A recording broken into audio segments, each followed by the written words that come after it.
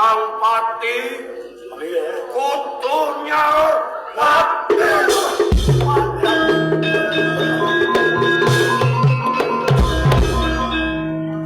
terus untuk kedatusan kados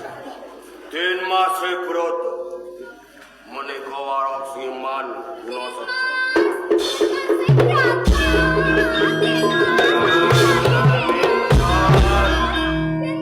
aku Raden Mas Broto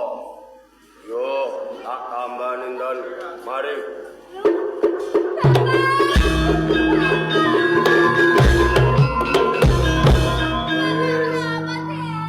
bapakmu bongkok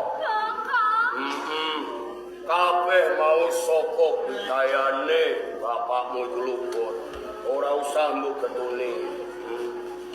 nganti kowe kaya ngono kuwi jane piye aku pengen rapi ding pengen rapi karo sapa Mas Broto iyo Dimas mesake kalian minten nganti jerewange dian turut dalan bot-bote tresno kalih sampeyan nanging sinaosa suminten menika tresna kalih kula sampun gadah bojo cemplo wasikan nggih kula sumrinde kalih cemplo mesake mu minten ki tresno kepengin dadi bojone Dimas kowe kepiye impun kula purun diwayo kok Pak gelem kowe kula mesake karo Mbak piye yo enak Dimas Broto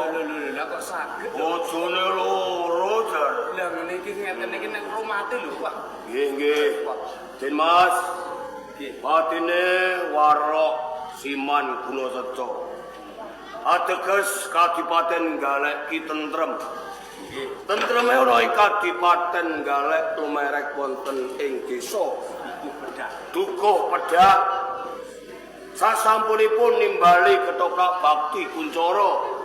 dipun paringi panjang yuswa amin dicedhake marang rejeki ingkang melimpah amin diadohke marang senggala amin senggala dina taun bisa kasirep dinten sakmenika nukulake karahayon katentreman monggo sesarengan gembul bujana miwa aja wina pangeran paring